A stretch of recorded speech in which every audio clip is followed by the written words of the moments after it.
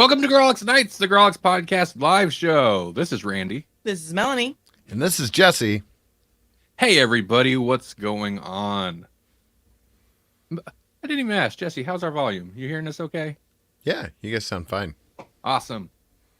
We've got an exciting show. It's so exciting. Exciting. I was looking through the list of stuff, and I was like, wow, we're almost talking about comic books. Almost. But not. But we're not. Sorry, Maddie D. That's once every 3 months. That's what we do. I was like, I called Matt's wife. I was like, how's he doing? Oh, he's sick this week. Comics is on. No, I felt bad. I seen his comment about, a couple episodes ago, we did a Swamp Thing discussion, and he's like, the week I'm sick, you guys talk about comics. But I even called him out on the, mentioned him specifically on that episode a couple of times. I was like, where's Matt? We're actually talking about comics. Yeah. Anyway, first off, audience member, how's it going? And you guys, Jesse, Melanie, how are you guys doing? I'm PG. Doing all right. And Paul chimes in with the silent fourth host, and this is Paul H. Harder III.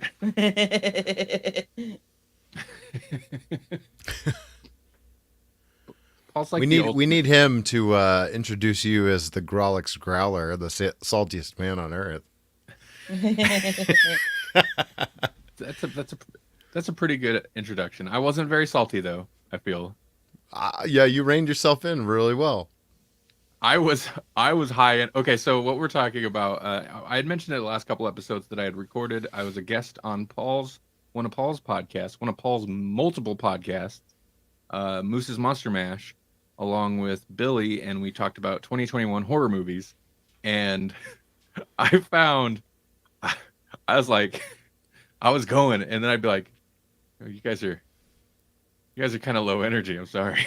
I'm not used to this. Mm-hmm. It was weird. But it was a good time. And I made a point. Yeah, I wasn't salty. I feel like Paul maybe wanted more fireworks when he envisioned more fireworks when he asked me to be on. Well, he says in the chat that the dynamic was awesome, and I would agree. I think that's what's fun about listening to that episode in particular, and you guys should check it out. You can go to electronicmediacollective.com to find that and more. And it's just fun to listen to you guys rap about something that all three of you clearly love, because like a bunch of those movies weren't on my radar or I didn't care about. And it was still like, oh, well, that actually sounds more interesting now that they're talking about it. Right. Mm-hmm. I even had things to say about the movie that I didn't watch. I was like, right. I kept trying to, I was like, don't interrupt them. They're talking about a movie I haven't even seen. What am I doing? Yeah, it was a fun discussion. Well, but what we've got for tonight is we've got some react at the news, because it was fun last week. And we also, of course, what we've been watching, and I don't know about Jesse, but Melanie and I have been watching a whole bunch of comic book adjacent material. Mm-hmm. In fact, everything we've watched has been based on a comic book, and that wasn't totally intentional, but it happened. I've basically been watching Boba Fett. Right. That's pretty much it. Yeah.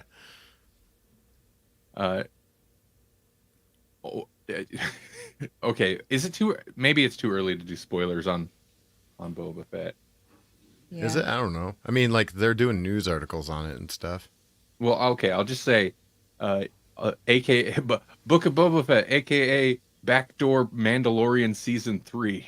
Mm-hmm. Right. I mean, what was somebody else saying? It was basically the 13th episode of The Mandalorian. Yeah. Yeah, that's better because Randy sounded a little porny to me. Not like Backdoor Mandalorian. Yeah. But Star Wars is sexy. Episode title. Oh, no. All right. right, it's gonna happen.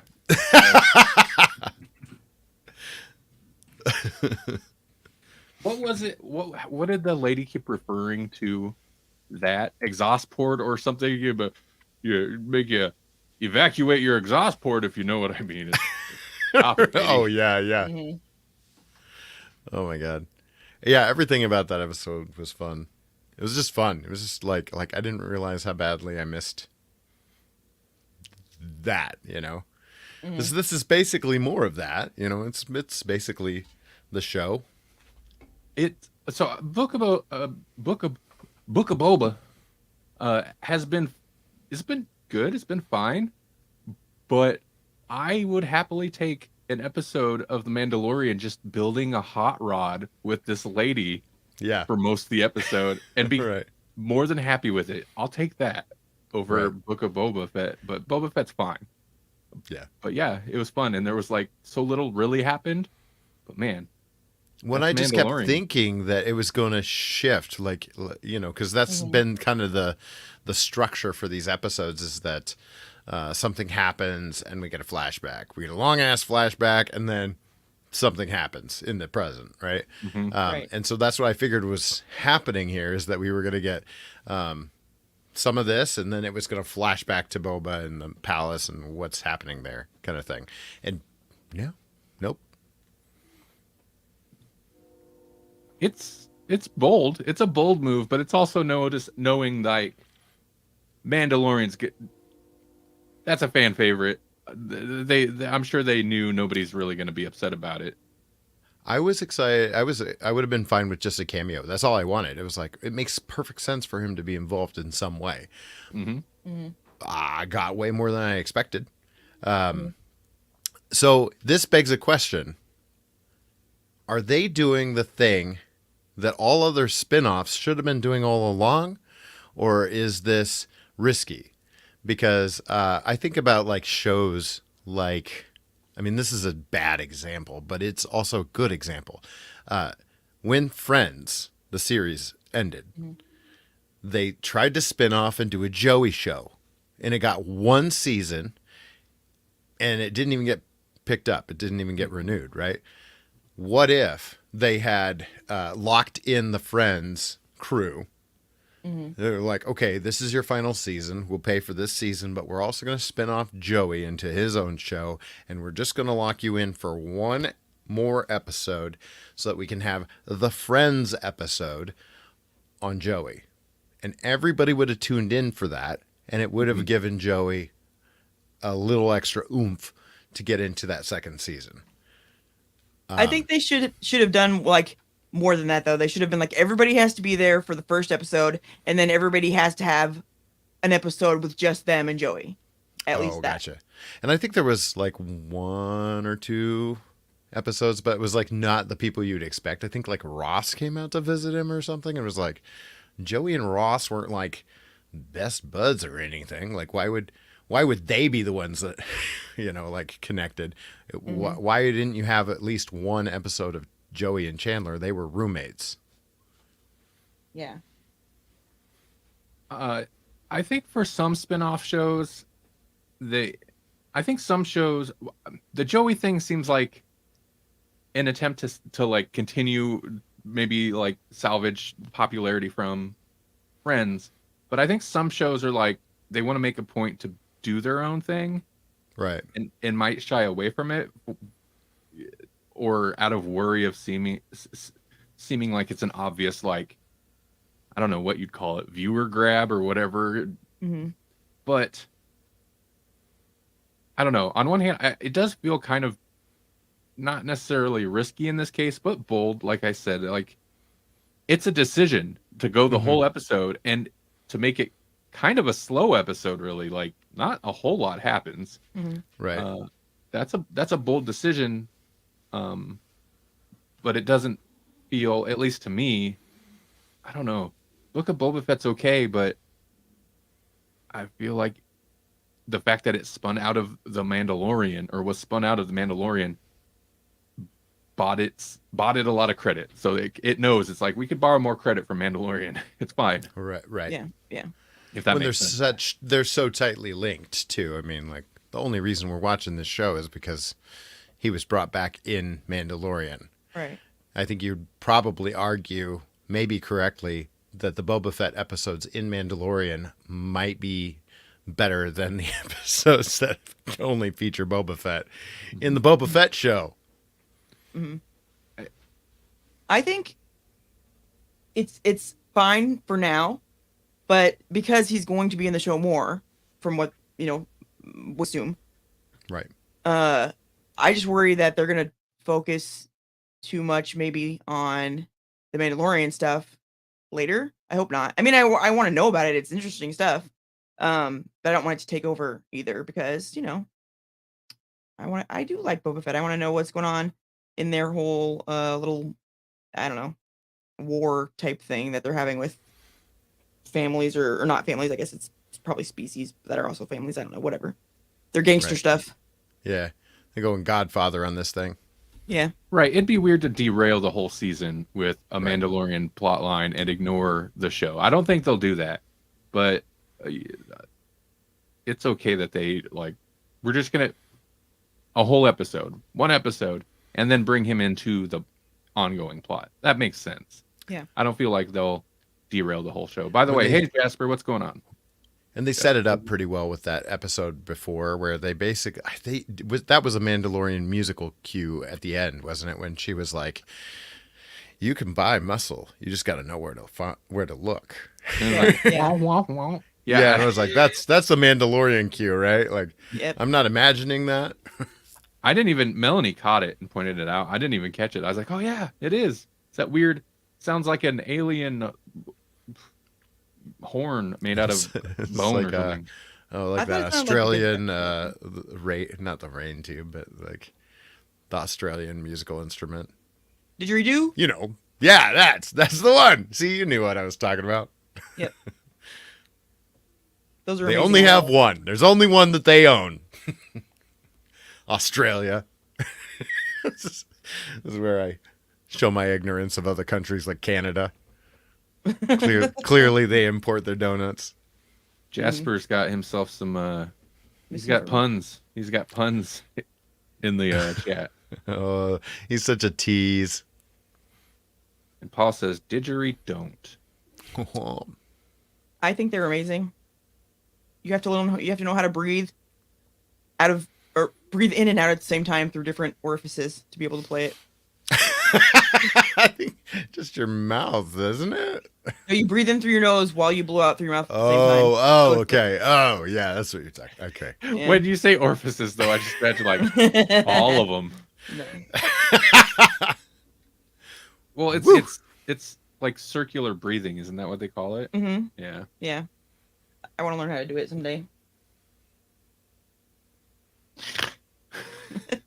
Sorry. That was gross sound. That was my attempt. That was your didgeridoo. I mean, I feel bad. I kind of feel bad moving away from Mandalorian already, but I'm not sure what else to say about it. I enjoyed the tone of this episode quite a bit. Boba's fine. There's just weird. Every episode there's like a weird thing. Like the one episode where the kids on the speeder bikes. I was like, what is that?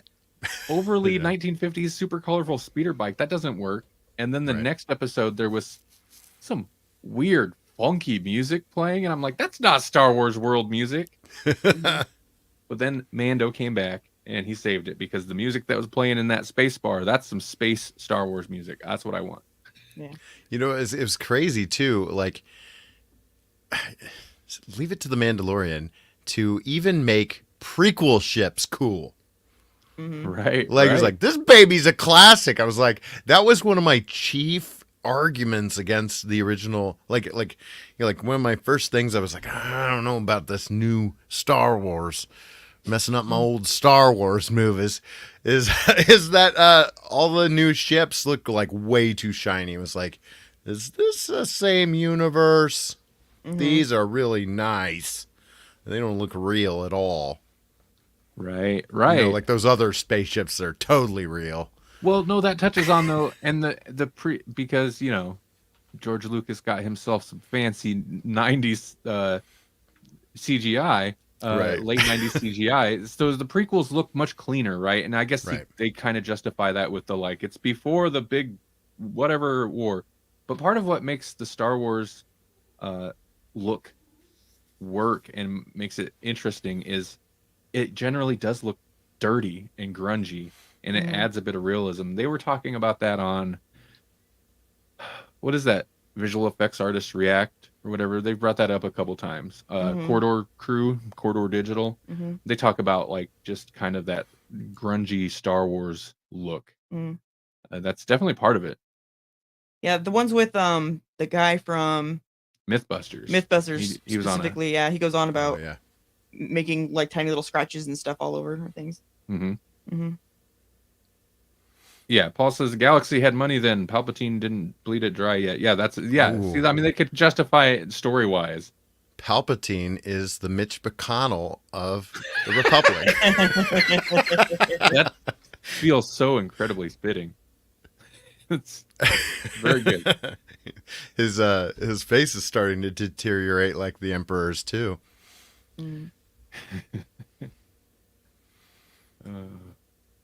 Yep. I got nothing. All right. Well, I mean, I think we hit this nail on the head. Boba Fett. Boba Fett. It's like Mitch McConnell. It's not like Oh, there was one more thing, and it's also kind of religious political. So awesome. The one thing, like this is how I know that the writing is so good and so smart. The Mandalorian goes, he goes to like come back together with his tribe or whatever. It's like his guild or tribe. I think it's a tribe, right? And he's part of this super strict, like zealot group, right? Yeah. And so how do I know that this is really smartly written? I want to punch those dudes. Yeah. Oh, yeah. I want to punch them because they're just like, there's only 3 of us left. Well, you're out. Did you take off your mask? And I would have been like, man, just say no. Just lie. Right. Don't say anything.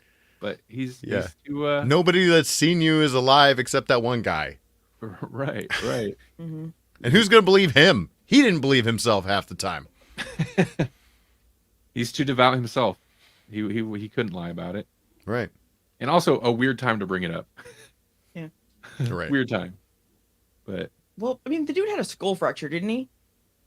Or something? Isn't that why he originally took off his... Well, originally he took it off, but there was just a droid, right? Yeah, it was the droid first. But the second season, he had it off a few times around groups of people. But I mean, if you've done it once, I mean, what does it matter if you do it again?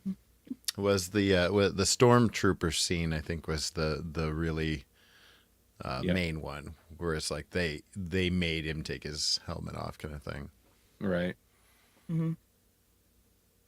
Paul said, "Can Fett's crew get pod racers?" And I think they did once, and it didn't go well for them.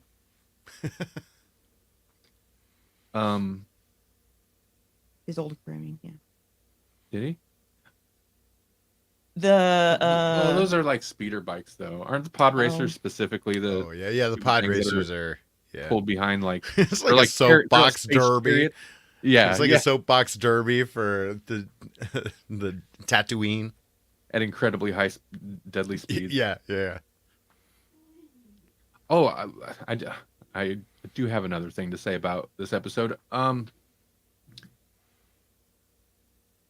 He can't live in that spaceship. That was kind of my thing, where he was like, he wanted the Razor Crest, and she's like, well, what about this? I'm like, that was like his house, though. Right. Is he gonna stuff his bounties in that little droid pod behind him? Like, what's he gonna do in that thing? That's a good. He had a bed in the other one. Where's Grogu gonna sit in the the R2D2 unit? Or like, just we're gonna stuff him in there. Right. Well, now with his new fancy sword, it seems like he's just going for the head, and if that's the case, just shove that in the glove box. That's true. He'll just collect heads now. No carbonite, that's for sure.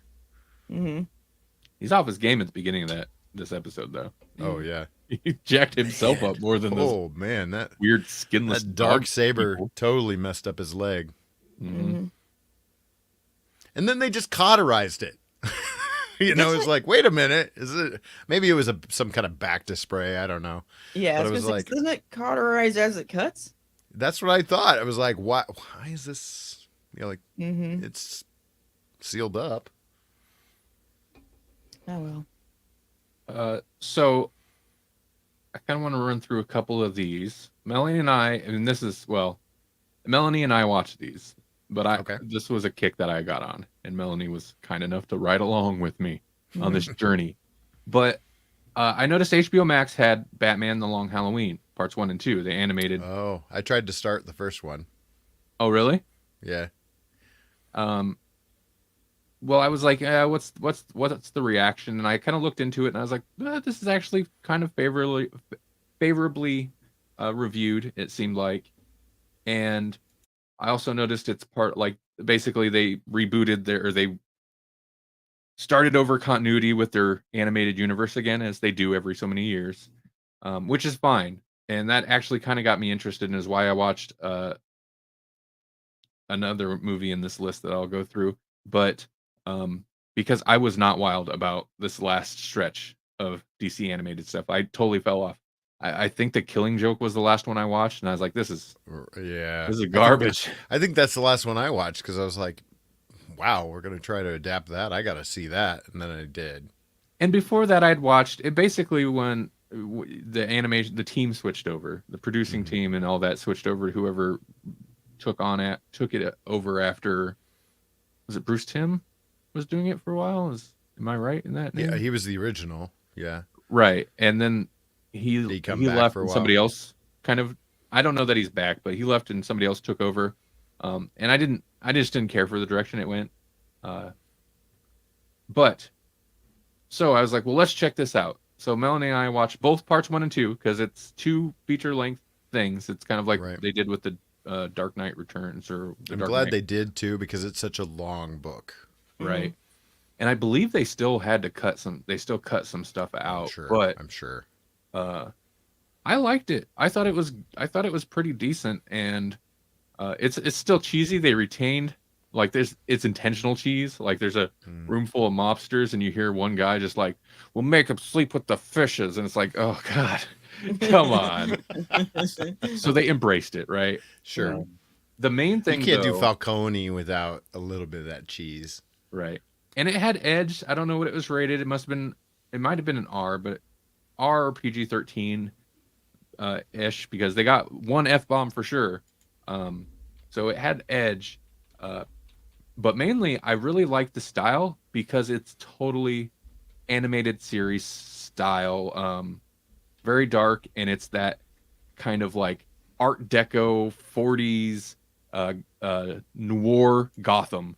And all the cars are older style cars, even though at one point I seen somebody with a smartphone. So I'm like, okay, that's just Gotham. Gotham's just in the 40s. Mm-hmm. But I like the style, and it actually was done with style, which is an issue I have with another movie we'll discuss. But overall, I thought it was okay. It wasn't exceptional, but it was cool, I thought. Mm-hmm. I liked it. I especially liked that I remembered right away who the bad guy was, and Randy didn't for a long time, and so I was like, right. Yeah, she recalled it, because I thought we had talked about it on the show. I did. Pretty sure we read it for Grawlix back in the like the golden years, or whatever you call the original span. Right. Yeah, I thought we had. I searched on the website and it didn't come up, but maybe it wasn't like a poll list pick, like wasn't a focus, but I'm sure we've discussed it on an episode. Yeah. Mm-hmm. Yeah. Well, I remember reading it and it was good. But either there was more or less Catwoman involvement in the animated thing than there was in the book. Like, I was like, either they did a lot more with her that they're not putting in here, or she wasn't in it nearly as much. I don't know which one it was, but yeah, her involvement in the whole thing seemed off to me. Well, she gets in the Long Halloween. There's that twist that she's connected to Falcone, and I feel like that's played up more in the book, even though it's still like a twist that doesn't come out till towards the end. I feel like it's a bigger deal in the book, right? And they even talk about why he's got the scratches maybe on his face. Mm-hmm. And they do the twist in the animated thing, but it's like it's not that big of a deal, and they never address like the scratches or anything like that. Mm-hmm. It's So those were the cutscenes. yeah. Okay. I think Okay. so. That makes sense then, because yeah, like I was saying, like I knew that situation, but I'm not sure if it was supposed to be in here, because if so, then there's missing a bunch, or that's something we should already know, and she's not supposed to be in it as much as she is, one of the two. So that makes perfect sense then. Also, and this is I think in part because the movies anyway are part of the current continuity, so they're considered in continuity with Superman, Man of Tomorrow, which we didn't watch, and Justice Society World War II, which we did watch. And based on Justice Society, they've like kind of reset the timeline quite a bit, where in Batman the Long Halloween, Batman seems not brand new, but kind of new. And of course it's a Two-Face origin story kind of, right? Right. But Batman kind of sucks in it. He's not a detective. In it several times he's like, I didn't think there'd be so much detective work. It's like, world's greatest detective, where'd that come from? Yeah. They totally like went against that. We had Jensen Echols as Batman, so because this is his new run as Batman, because that was supposed to be a big deal, because he's always wanted to play Batman, and they finally let him voice act it. Because I think he played the Red Hood way back when. Okay. That animated one. Yeah, that was one of the ones the Red Hood, or whatever that one was, and then there was a Justice League one based on the New 52 Justice League. That's when I started to really fall off of the animated movies. I was like, man, those weren't. I don't know. They just changed quite a bit. Yeah. Yeah. We also watched. Okay,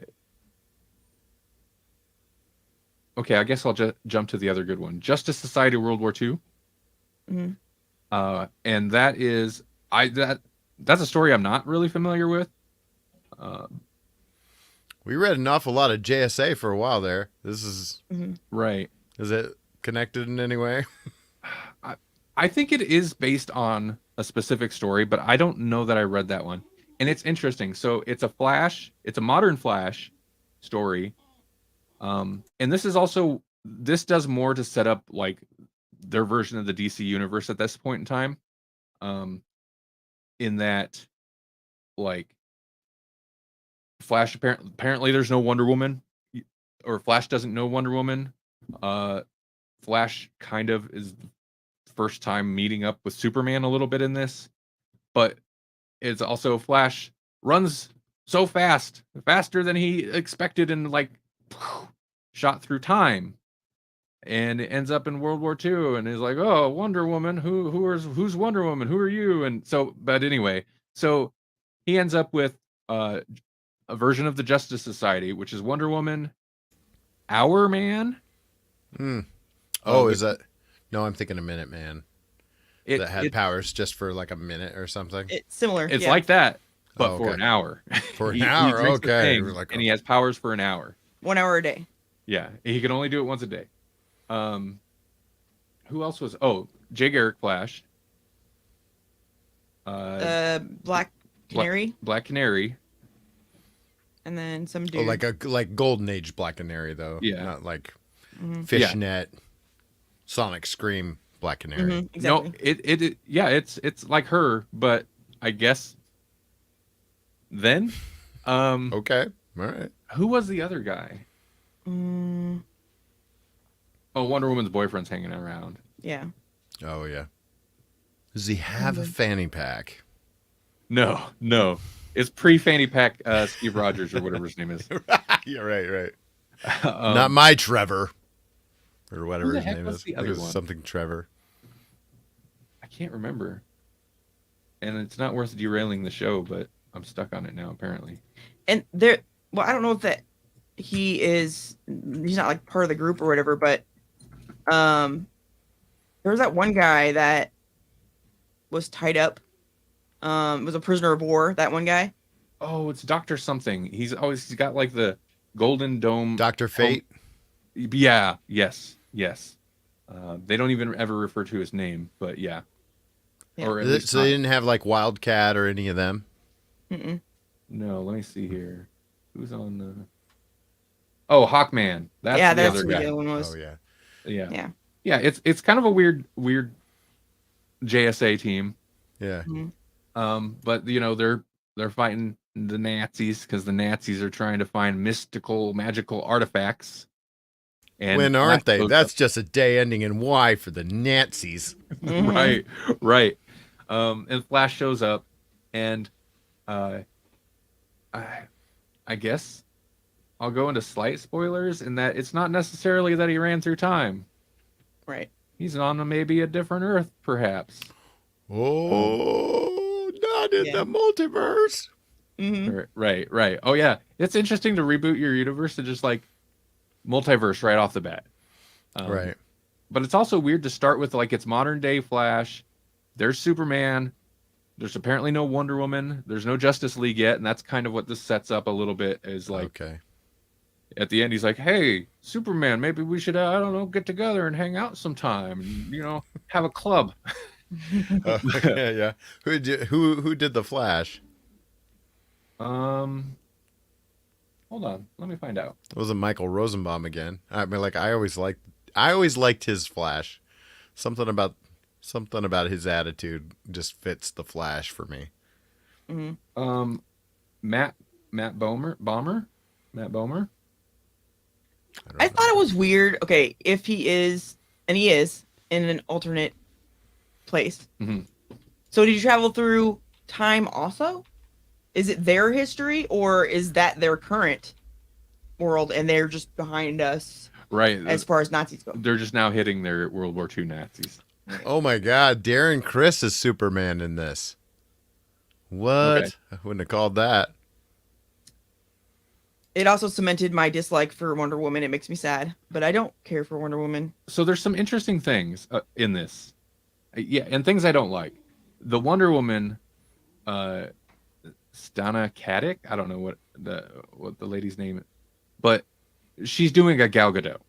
It is 100% a Gal Gadot accent, and I'm not wild about it.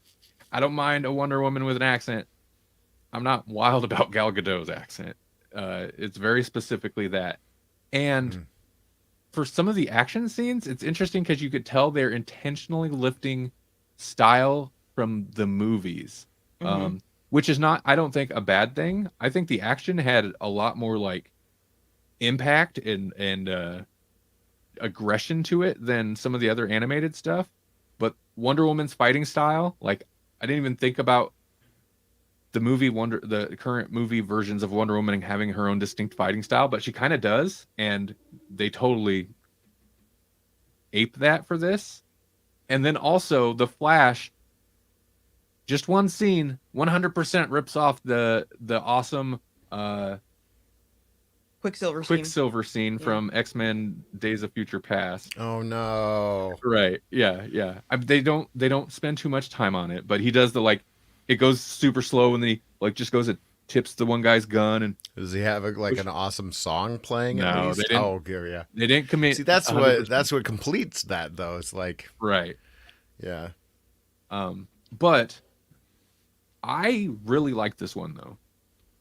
The story's not wild, but like it's not overly complicated, and I think that's potentially a good thing. Mhm. And the main thing is, and we had also watched Injustice, and we watched this after Injustice, and I'll get to Injustice later. I've been talking for too long, but the main thing was it actually had style, and it didn't feel like it was just rushing to get through plot points, which was my beef with Injustice, and some of the other ones where, like, sure, they're kind of accurately, it's an accurate adaptation of the comic story, but it doesn't have any like style or cinematic tone to it, and it's just rushing from plot point to plot point. And I don't feel like Justice Society World War II did that. I felt like it took its time. It was kind of had some slow moving part scenes of people just standing around like trying to figure things out, but it worked, and it had I think it's partially the time period, a little bit of that.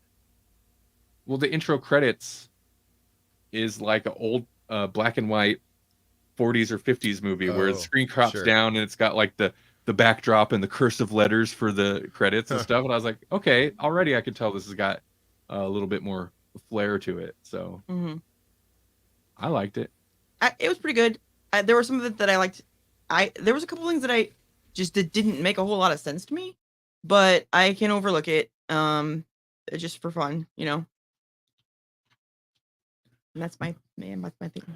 So we spent a lot more time on that than I had expected. Jesse, you been consuming anything else? Not really. I followed up and watched another episode of Archive 81. Oh, right. But I also, like I was home alone during the weekend. So like, I don't feel like that's a thing you should really binge when you're totally alone, especially if you're totally alone in the Catskills. But right. probably not a good thing to do. Yeah. But I mean, second episode is just as good as the first. It was just like, wait a minute, there's a church underneath? There's a church in the basement? Oh, you know what? Something I do want to talk about. Dang it. This show's made maybe a little too well. Wellspring well, I might add, because I Googled for a good 15 minutes, why the crud are there ads before my Netflix show? Like, it fooled me. It was that good. I was just like, wait a minute. This is an ad on Netflix. I pay I'd be like, Netflix doesn't, this should be a big deal. Why isn't anyone talking about this? And we're like I did. I literally looked it up on my phone and I was like, wow, I'll figure this out later. And then I play the episode and they're down there in the basement. It's like, well, I had this company called Wellspring. I'm like, you son of a gun. That's funny. Yeah, they're smart about it because it becomes a thing where they have a little clip of something before the episode, right? But they don't start it until the second episode, and it is a very convincing commercial. You're right. Yeah. I don't blame you. For a second, I was like, wait a second. What? Yeah. I paused it and started Googling. I wanted to shut that off. Yeah. I wonder how I bet it hit a bunch of people like that. I actually I didn't have a dream about it, but I think it informed my dreams last night. It was weird. The show, yeah. Yeah. I was restoring podcasts or something silly, Restoring old-timey podcasts on reel-to-reels. Yeah. To get a Q-tip out and make sure it was clean. Yeah, it's interesting. I hadn't really even thought about it, but as podcast editors, yeah, Archive 81, it doesn't really get too deep into like the actual editing, manipulating audio or anything like that. But yeah, I imagine the most you see is at the very beginning. I guess he does a little bit in episode 2, but it's like most of the time he's just watching it. Yeah. He just like turns a dial or something. Rewinds it back and forth until he can see a monster. Yeah. Speaking of podcast editors, and no, I'm not promoting my stuff. So last episode of Grawlix podcast, the audio version actually went out edited by Melanie. Yeah. Oh. So I was happy to have the audio version actually get edited before it hit the podcast feed, and Melanie did it, and I think she did a good job. Thanks, baby.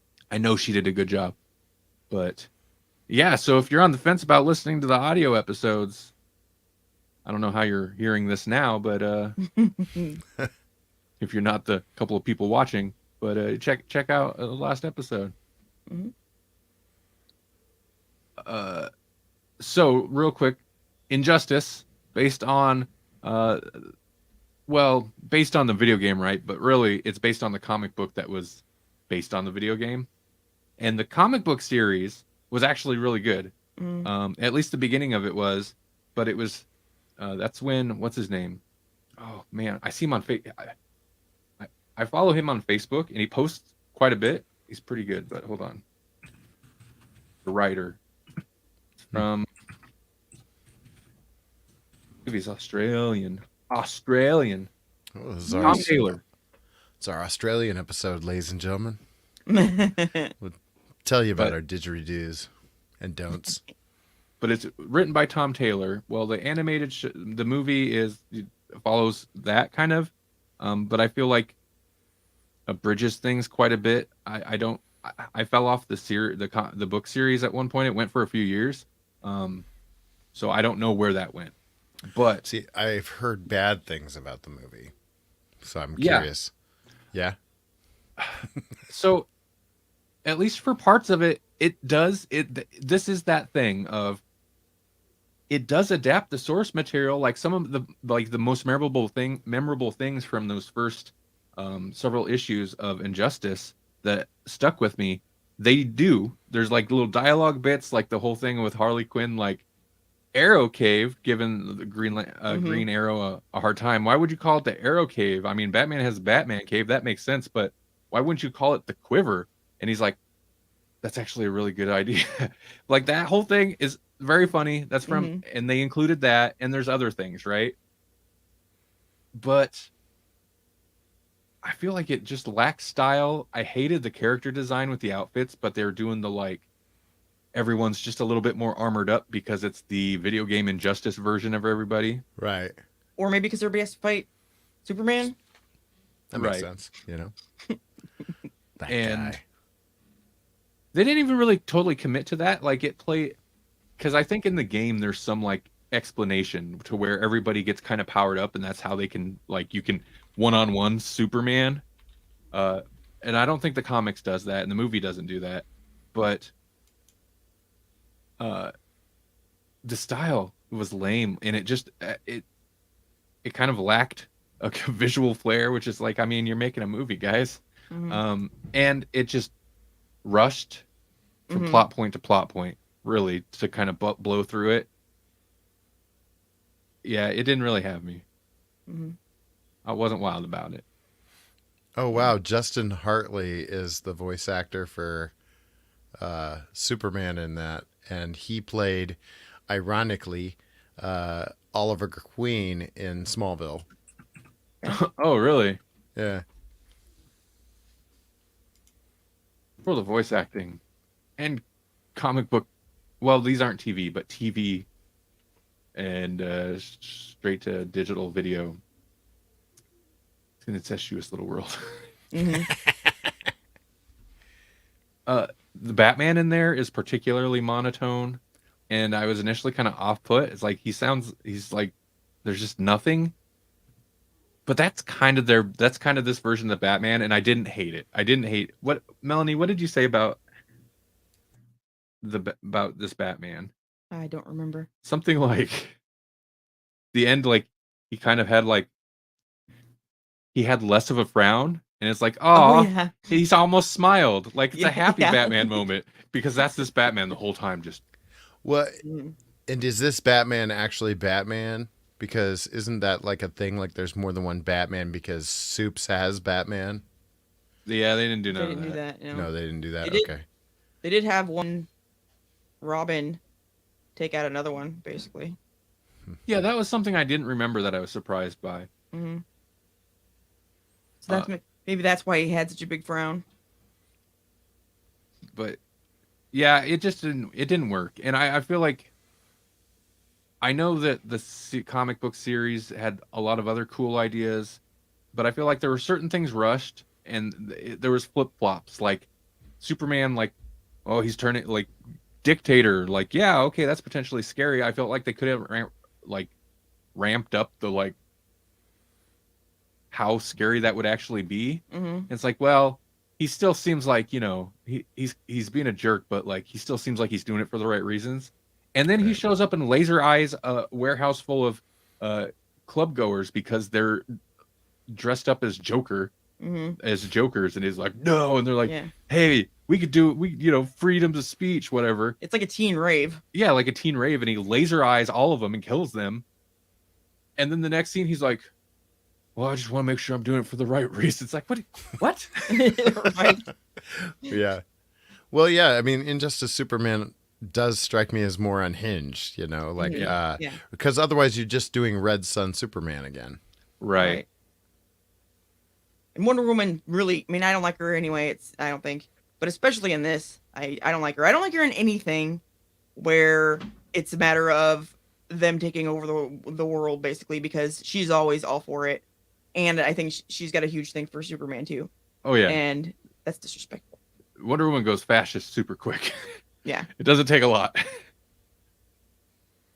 Even when she's fighting Nazis. mm-hmm. Yeah, I don't know. This could be a good. It can't be one movie, but it could be. And I know people are like, "Well, another dark Superman," but like, there's a good story here, Mm-hmm. but it just was not executed well here. Mm-hmm. And dark Superman stories are good. Shut up. No, I know. I'm not. I don't mind. I'm not talking to you. I'm talking to them. I know. Have you seen Eternals yet, Jesse? I have. Did we not talk about the Eternals? I don't think so. Oh man. Okay. Melanie and I just watched it the other day. All right. Yeah. No. I'm interested because for most people, I would say go ahead and skip the Eternals unless you're really into drama and that kind of thing, because I think it's a good movie, but it is not like most of the Marvel Cinematic Universe. In that this, it is more about family, and it is like the superpowers and stuff. I mean, they play a part and whatnot, but that's not really what this movie's about. And then I was super pumped about the end credit scenes because those are characters that I never thought I would see in a movie. Because most of these movies are kind of reserved for, like, Spider-Man, Captain America, Iron Man, like those are the people you expect to see. The fact that we haven't seen an MCU Hulk movie, and I know that's because it's tied up in, rights and whatnot. But like, it's crazy to me that we haven't had a standalone Hulk movie, but we're going to get some movies including these characters that they tease at the end. Mm-hmm. I was very off put by the CGI of one character that pops up at the end. Oh, sure. Yeah. I was like, but I don't know how you do him without it. Oh, it looks so bad. It looks they could have so, spent some more rubbery. time on him. Yeah. Yeah, I enjoyed it. I thought it was. I don't think it's the greatest thing, and I don't know that I'd revisit it. But I like coming off of a little while ago we watched Shang-Chi. Shang. Thank you. I couldn't remember the correct pronunciation. Shang-Chi. And this, I was like, okay.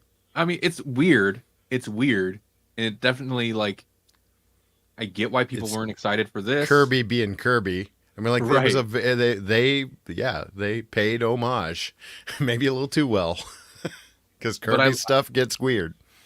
I like that this and Shang-Chi, they both feel like they almost don't have to be MCU movies. They kind of are just doing their own thing, and less so, or like more so this one, don't even really touch back, at least at this point. I'm sure it will, on other MCU goings on that we've seen in other movies and stuff. So I kind of appreciated that. And it was an interesting concept, an interesting idea. Mm-hmm. I kind of, of course, our main characters are the bland ones, and the ones I wanted to see more of are the the sidekicks, the comic relief. Gilgamesh was awesome. Mm-hmm. Oh, what's his name? Well, Kumail Call. Yeah. Kumail Nanjiani. Whatever his character's name was. I don't even remember. Mm-hmm. One of my friends was making fun of the fact that he uses finger guns. I kind of love that. Like, why wouldn't you do that? It's very funny, but I'm like, and I guess whatever other civilizations probably had guns, but it's like, this is like 5,000 BC. What guns? What's he emulating? Oh yeah, I don't know. He's just pointing. But, he's a robot man, Mm-hmm. He knows things. He's been mind wiped 1,000 times. He knows about guns. Yeah. I thought it was pretty decent. It was interesting. Mm-hmm. It was also interesting, although they kind of, there's a turn, the twist or whatever that I didn't really see coming, because I was like, that mind control guy. That's a villain casting if I ever seen it. Don't trust that guy. Yeah. Oh, sure, yeah. And they do a little, they switch it out. They pull a carpet out from under you. And I was like, Yeah. okay, I like that. But it is interesting that most of the movie, there isn't a villain really. Right. There's just like the plot. Like here's what's happening, and here's what, something's happening, and then then there's all this other stuff. But there's not a big central villain that. It doesn't do the traditional Marvel. Here's our hero, but bad, basically, Right. Well, and you can argue that they're the bad guys, really, depending on the point of view you would take. Right. So that's always fun too. I also like that one guy has Superman powers, and they refer to him as Superman a couple times. I was like, that's funny. Yeah. Mm-hmm. Was it Icarus? Yeah. Yeah. Mm-hmm.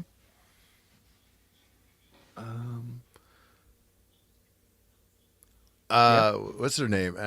Thena. Thena was interesting too. Like I didn't expect to like Angelina Jolie's character, but the fact that they made her kind of like, I don't know, like she would lose it. It was almost like the Eternals with Alzheimer's or something. Like just got really violent and Right. and like lost herself and became dangerous. I think it's inevitable with a cast that big, but there are definitely characters that I felt like were just kind of like, well, they're over here. And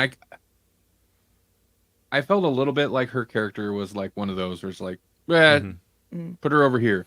Right. You could kind of not have her and it would, nothing would be different. Except she had one of the better emotional beats, like her Right. her connection with Gilgamesh, that bond. Like I think that's what this movie did really well, was had almost these little sibling sects, and they were all family together. It's like one of the things that makes Umbrella Academy kind of great too, is that you believe the family dynamic because they love each other, but they don't get along. Right. Yeah. Right. Yeah.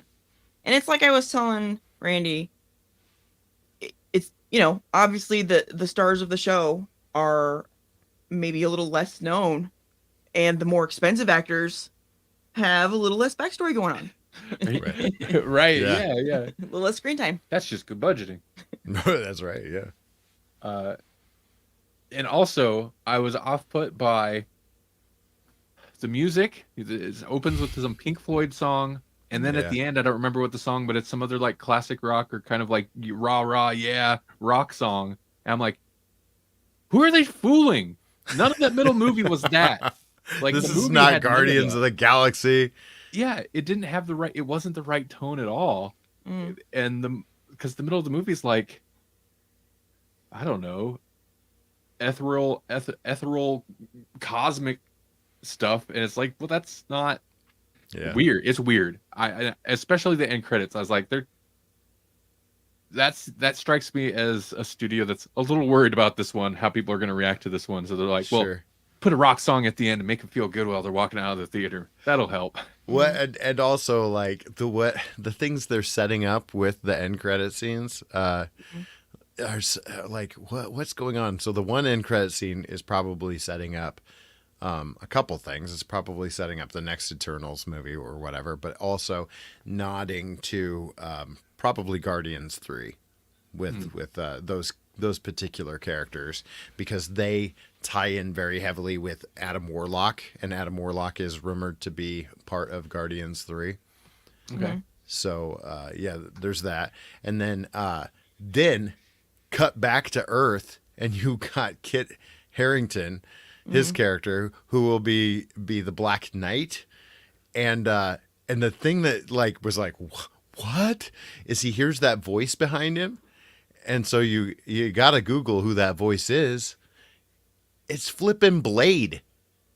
Oh, really? I don't think we. Man, I thought I let it play to the end of the credits. I must not have. I don't think we caught the second post end credit scene. We caught the first one.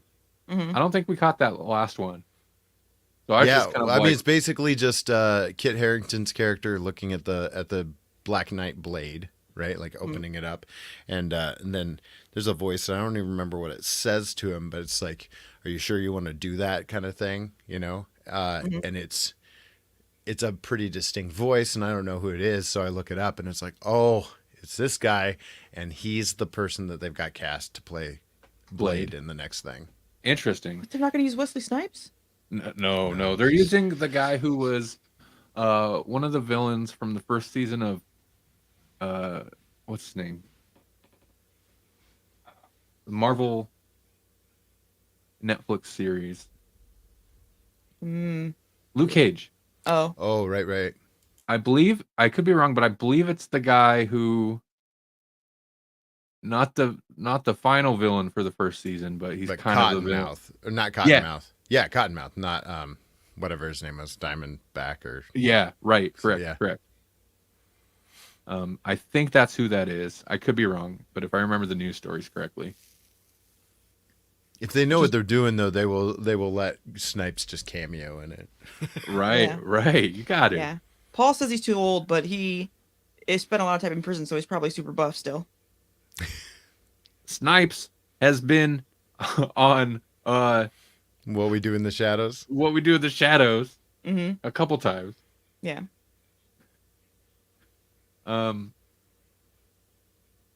Yeah, I don't think we have enough time we don't really have enough time to go through news. Oh man, there's Guardian. I'll go through headlines. How about that? Yeah. Okay. James Gunn on end of Guardians of the Galaxy friend. Okay, so basically James Gunn, Guardians of the Galaxy Volume 3 will be the end for that team. Oh yeah. There's the holiday special and then Guardians of the Galaxy 3. All right. Guardians of the Galaxy holiday special. What is that? I What is love that going to be? It could be a hot mess, just like the Star Wars one, and that would almost be perfect. Right. Mm-hmm. And will we have Thor in that? Like, it almost has to have Thor in it, right? Oh yeah, Because he's traveling with them. because the post Ragnarok version of Thor is so fun, and they already set that up, and his dynamic is great with them. It works so well. So, also, have you been watching any Peacemaker? I haven't seen Peacemaker yet. I need to, but Yeah, we watched. I think they're fifth or sixth episode today. Was out today. It's good. I was going to crack into it, but it wasn't working. My app wasn't working today, so. Does a giant somewhat like does a super gorilla count as animal harm if a super gorilla gets harmed I don't know. with a chainsaw? There Oh might my be animal harm in that show. Oh my so God. just a heads up. Okay, so not a Holly show. I didn't think Holly is not super interested in this anyways. Right. Yeah. So that'll just. I enjoy it. Occasionally you could so hear. At one point, there's a character like Gorilla Grodd. It's not Gorilla Grodd. Okay, but, I was gonna say like that doesn't seem like a like a Peacemaker villain. No, not really on that level. There, Cena. I don't know why. I can't see it. I don't know why it was a gorilla. Okay. Anyway, moving on. Nicolas Cage says he's a goth. Okay, I have to do this story. This is like the least newsy news story, but we got to. Yeah. So he's gonna play Dracula in Renfield, which is apparently a comedic horror take. It's a horror comedy based on, of course, Dracula, but Renfield is, I'm guessing, the main character. I need to suck your blood. So all of it.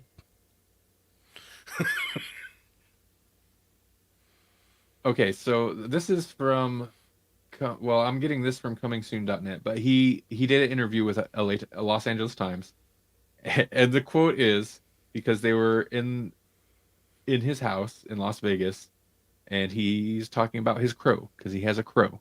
Mm-hmm. And Cage said, "He has taken to calling me names. It's comical, at least it is to me.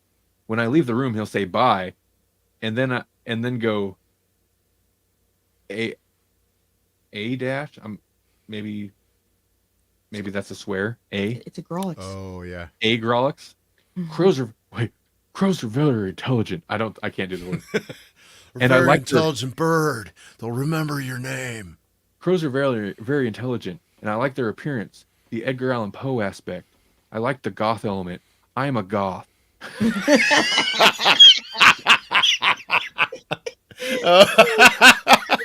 I'm a goth now. Just call me Goth. Nick Goth Cage. That's my name. That's like, there doesn't need to be a Renfield like a news article attached to it. I just want the quote of him talking about how I like their appearance, the Edgar Allan Poe aspect. I like the goth element. I am a goth. I want to hear him say this. Yeah, right. Yeah. Oh, it's amazing. Well, that's the best story all year. That one wins the day. Oh my God. New line moving forward with Mortal Kombat sequel. Moon Knight scribe Jeremy Slater scripting, as in the, I guess he's right. The writer of the upcoming Moon Knight series. Yeah. Oh, okay. TV series. He's gonna do the script. Also, Moon Knight trailer. Did you see the Moon Knight trailer? I did. Yeah. Technically, it came out before we did our last episode. So the costume's kind of unusual. It doesn't look like your standard MCU treatment, but that's kind of okay because of how like bonkers and like cerebrally weird Moon Knight is anyways. Yeah, I was intrigued by it for sure.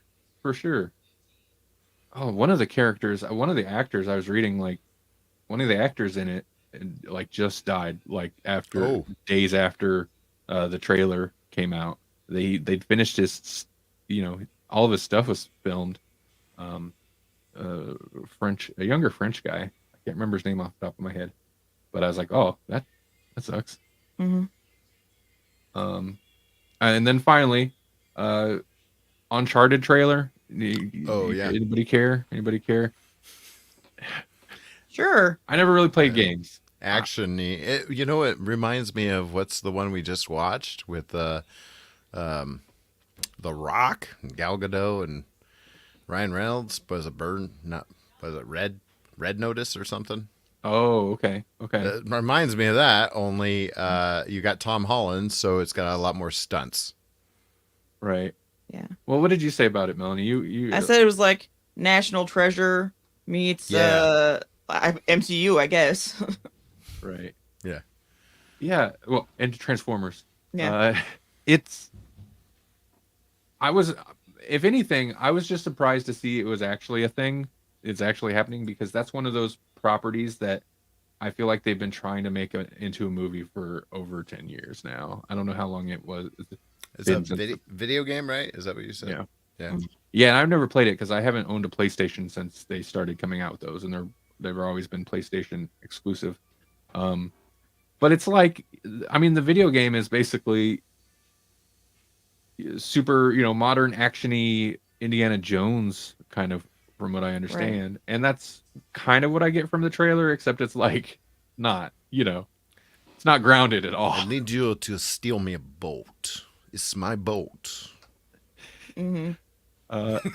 You got Antonio Banderas for whatever reason. Right, right. All right. Is this His an inclusion Expendables kind movie? of bumps it up a little bit for me. Yeah. That's not always the case. You put him in all the Spy Kids and Right. stuff you want, and I'm not going to watch him. Yeah. He's definitely a character actor. Like, I want to see him playing a specific part. Right. Mm-hmm. But everything looks so plastic, though. Like, it looked so polished.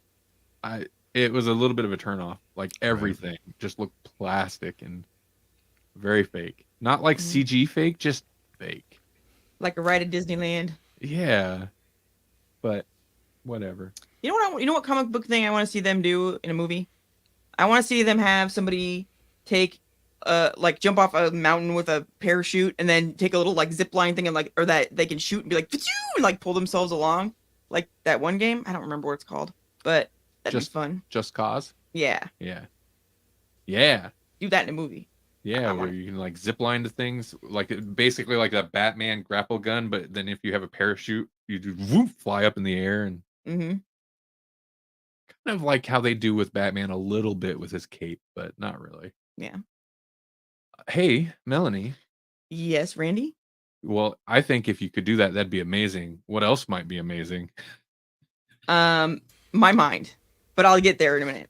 So first, it starts because I read this article where they were talking about a chunk of SpaceX rocket that blasted off 7 years ago was abandoned in space after it completed its mission, and it's going to crash into the moon in March. The impact of the rocket chunk, weighing 4 tons, will leave a crater on the moon that will be visible from Earth. But no, not from Earth. I lied. To us from spacecraft and satellites. It's going to be on the It's going to be on the dark side of the moon, so we won't be able to see it from Earth. Okay. And then a scientist says these events start to be problematic when there's a lot more traffic. It's actually no one's job to keep track of the junk that we leave out in deep Earth orbit. I think now it's the time to start regulating it. So that got me thinking, well, then we need to have space salvagers. But if we have space salvagers, that's like one step away from space pirates. And I love the future. I'm so excited for space pirates. It needs to hurry up and happen now. Yeah, like that. You're all for it. You're like space trash. Yeah. Because that's how we get pirates. You want pirates? That's how we get space pirates. Yep. We got so there's a 4-ton chunk just floating around out there that went to the moon instead of dropping on us. Well, usually they would burn up in our atmosphere, but Earth moon doesn't have an atmosphere. Okay, gotcha. And we have 4 tons though? Woof. They have 50 or 60 rocket chunks that they've left in space since the 60s. And like half of them, we don't actually know where they went. So they could have hit the moon, but we just weren't looking before. We didn't start keeping track until like the late 80s, early 90s. So, yeah. See, and my ridiculous brain goes immediately to the tick. And I'm yes, like, me too. This is like Chairface Chippendale all over again. Yep. But it's Elon Musk throwing rocks at the moon by accident from 7 years ago. What's his car going to do to the moon? Right. Yeah, like Melanie goes to space pirates and we go to the tick. Right. Chairface Chippendale. Yeah. Because that was brilliant. I was like, because that's consistency. Once he's still like every episode after that, he started like lasering his name into the moon. Yeah. And so you just have that first 2 letters or whatever on the moon every time they look up at it. Yep. But yeah, man, if it changed the moon like visibly to us, that's when I was like, oh. Yeah. If that side were facing us, we'd see it. I mean, not like it'd be giant and everybody could just see it necessarily, but if you knew the moon, if you used a telescope and studied the moon or whatever and knew which craters were which, because a lot of people do, then you would be able to see it. Yeah, it's 4 tons. It's going to make an impact. It's going to leave a big crater. We'll be able to see it. But I don't know that it's going to be like half the moon is a big hole or anything like that. So every person would notice it. You know what I mean? I am a goth. I'm sorry. I was just updating the show notes. So, okay. Paul says he's going to write Moose on the Moon one day. Yeah. I see Paul like up there in a moon suit. All right. How can I pee on the moon? That's about as close as I'm going to get. Weird. So, hey. Yeah. Jesse, you got anything interesting coming up? Not coming up, but I can say that I don't think I said this. Did I say this last week that the Cobra Kai episode is out with Lee? I don't remember if it was out, but okay, it's out. You mentioned it. Yeah. It's out. Go check it out. Both of the episodes we mentioned last week, I think, are out now. So go check them out. It's covertnerd.net, I believe. Yeah. And we talk about season 4 of Cobra Kai, and we went through all the stuff that we usually do. We usually make predictions, and we got a lot of crazy predictions correct for season 4. between the three of us. And then, so we make some wild and wacky predictions for season 5. We'll see if those come true. But yeah, it was good because this season features Terry Silver heavily, and he's just fascinating anyways. And they did a really good job on him and the season in general. Yeah, go check it out at covertnerd.net. At first, I mean, I've been here, so I've heard that you were going to be on Covert Nerd. But at first, you said the Cobra Kai episode with Lee, and I was like, he was on Cobra Kai. Oh my gosh, that's crazy. Yeah. And Jesse was on Hawkeye, so they're famous. That's what we do. Oh, real quick, I want to give shout out Savannah. She's a member of our cat dancing tier on Patreon. If you want to become a supporter of the show, you can go to patreon.com/Grawlix podcast for as little as $1 a month. You get all kinds of bonus episodes, like over 60 bonus episodes that's not on our podcast feed. And if you want to chip in a little more, you can jump up to the cat dancing tier, get yourself a shout out, just like Savannah just got. If you're going to be a cat dancer, you're going to have to be goth. It came from the crow. It came from the crow. They're a majestic bird. Arguably, you're not even really goth unless you're a cat dancer. You got to feel that music flowing through you. I am a goth. I'm a goth. Was it said with a laugh? I want to know how this was said. I'm a goth now. Oh, I wish it would have been. I am a goth now. Oh man, Nicolas Cage.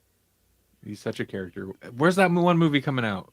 The Nicolas Cage. Oh yeah. I don't know. I've heard good things about Pig. Yeah, me too. Yeah, Actually, I think I need to watch Pig. It's supposed to be good. It's supposed to be kind of a dramatic thriller, maybe. I don't know. Jesse sounds like a Cage Reeves loves child, huh? Cage Reeves. Which Reeves? Which Reeves? That's what I was gonna say. Like Superman Christopher Reeves? or George Reeves. Oh, there you go. The other Superman. All the Supermans. Nicolas Cage almost was Superman. There's a conspiracy. Oh, here. there it is. There's the connection.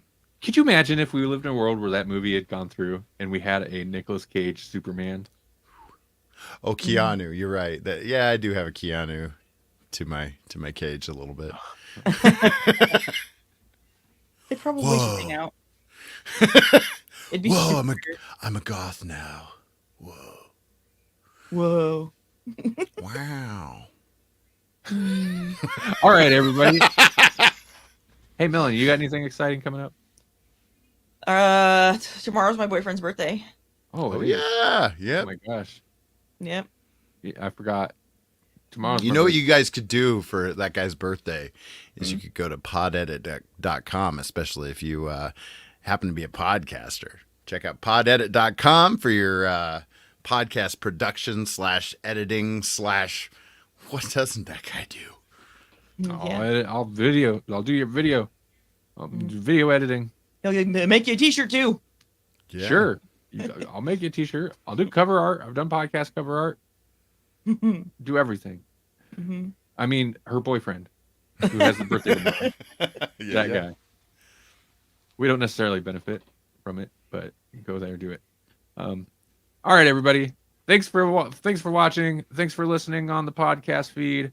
Have a wonderful weekend. If you want to hear more, go to grawlixpodcast.com. GRAWLIX podcast.com. Bye, everybody. Bye-bye.